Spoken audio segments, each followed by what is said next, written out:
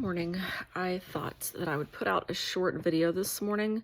I'm kind of going against what I had planned to do originally, but I really want to get something put out every day until I'm caught up with everything that I feel like the Lord wants me to share on this channel. And I just want to say that I have multiple people coming at me in the comments about my dreams and my comments in regards to the pre-tribulation rapture. And I want to say this. Keep them coming, first and foremost, because I am not somebody who is going to die on this hill and say that I am right. I can only speak from a place of what I've been taught, what I see in the Word, and what I feel in my spirit is true. But I also know that our hearts can deceive us. And, there's a very big possibility that we read the scriptures a certain way and we feel that it's true in our hearts because we don't want to be here, right? So I'm just saying that I'm not saying I'm 100% right. I'm just saying this is what I'm dreaming and this is what I read and feel that I understand. I will be honest, though, that in recent weeks, probably the last 2 weeks, I've kind of had more of a I don't want to say confusion because I don't feel confusion, but I've had a speculation that I could be wrong. And the reason I say that is because of what I know about prophecy and what I see happening in the world. I just see things setting up so smoothly and quickly. And I just imagined maybe we wouldn't be here for this, but in the same breath, could things move so quickly and so smoothly if people just disappeared? Probably not. Bottom line is, I have a commission from the Lord to teach people how to crawl out of pits and to show them the way. Not because I know the way, but because He is the way and He has shown me the way, and therefore I want to show everybody else the way. And so for me to get into these deep discussions about when the rapture is or if it even exists, I'm not saying that I don't care, but I will say that it's a distraction from things that are more important in my life. I trust God. I trust God so much that He knows that I know that I might not be right. He knows that if I'm wrong, that I still trust Him. And so please stop asking me to prove to you why I believe what I believe. I don't want to.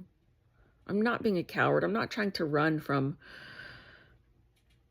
what I'm saying. It's wasteful energy to me.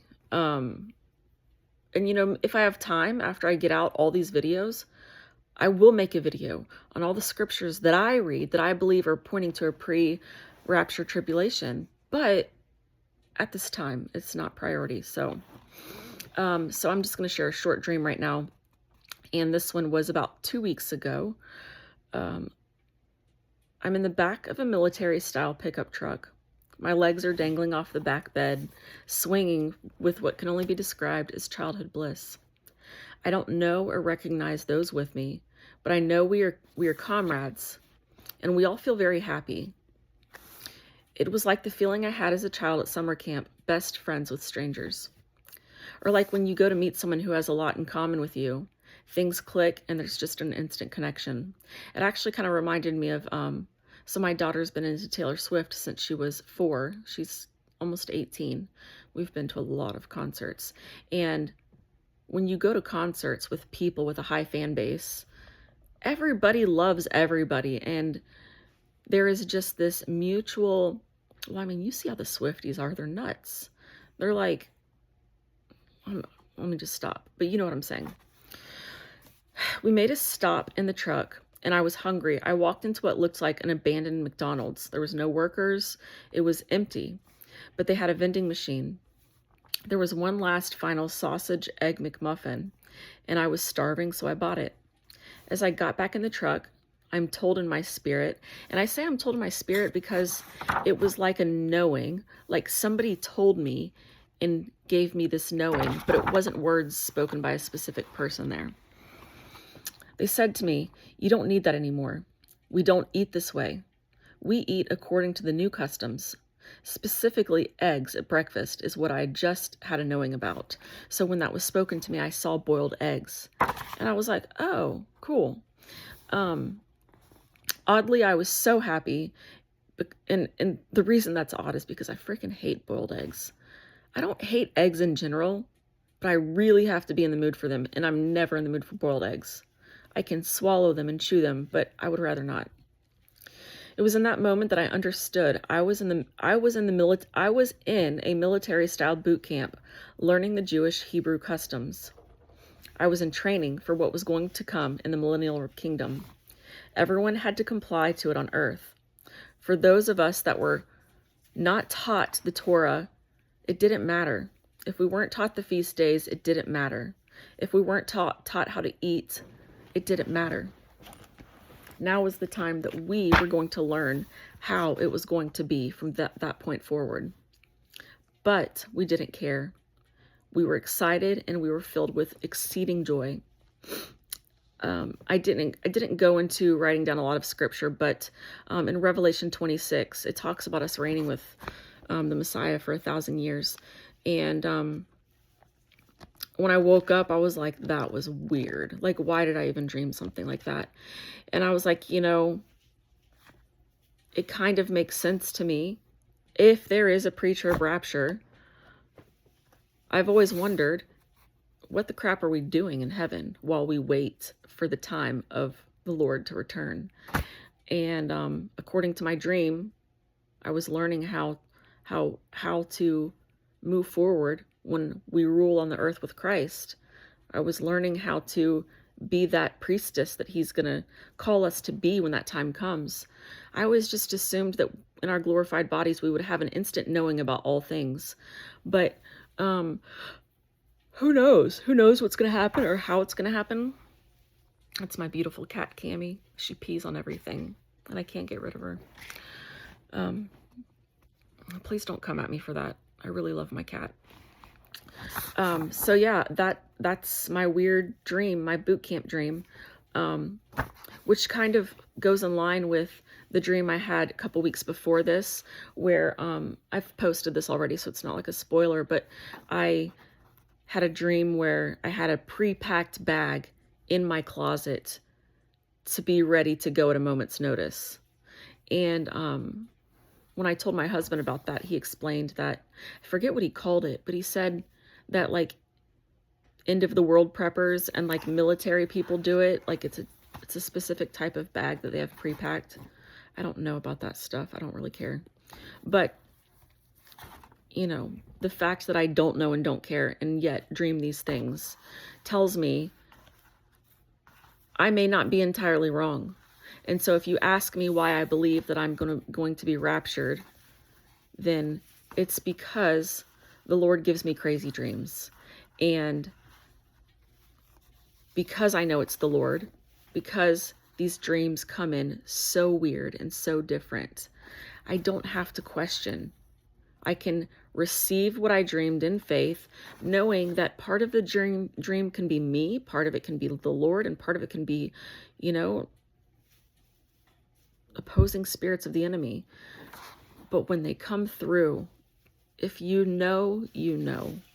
I can't explain to people why I know that certain dreams are from God and certain dreams are from me being stressed or overwhelmed. And I don't have any question which dreams are from the enemy, because I wake up sweating and terrified and spend my dream rebuking Satan.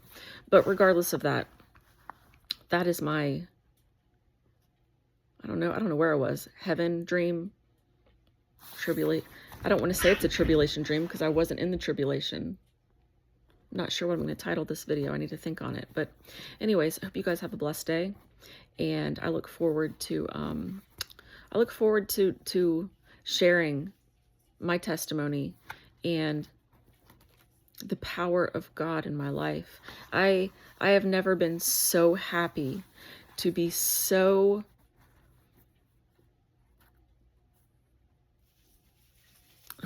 let me start this sentence over. I've never been so happy to have lived a horrible life so that I can be where I am right now and share what I'm sharing or planning to share. God has just done the impossible. It's funny because a year ago today, I was drunk at Busch Gardens, taking like a 6-shot line of different like holiday vodkas or something, and going home to the resort with my kids and smoking weed, and just, I wasn't happy. I didn't want to be doing it even then. But to see that here I am, sober. I've been sober since January 1st. Like, only God could have done that. Only God could have done that. And I'm just so grateful and so overwhelmed with his love for me. And looking back on when I was in that dark place and seeing where I am now, and seeing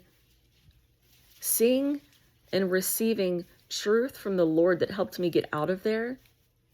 When I got out, I was kind of like, it was so obvious what I needed to do.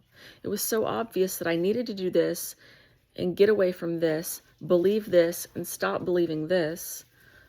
But the enemy has us lied to and tricked, and he convinces us of these things that are not true. And so the better you are at recognizing the lies of the enemy, that's when you start to truly experience freedom. And I have a lot of really cool stories about how those lies supernaturally exited my life. The things I've been set free from in an instant, literally in an instant. Only God. So, all right. Hope you guys have a great day. I'm sorry that I talk too much. I know some of you are okay with that, but I know some of you just want people to get to the point. I get it. So I apologize.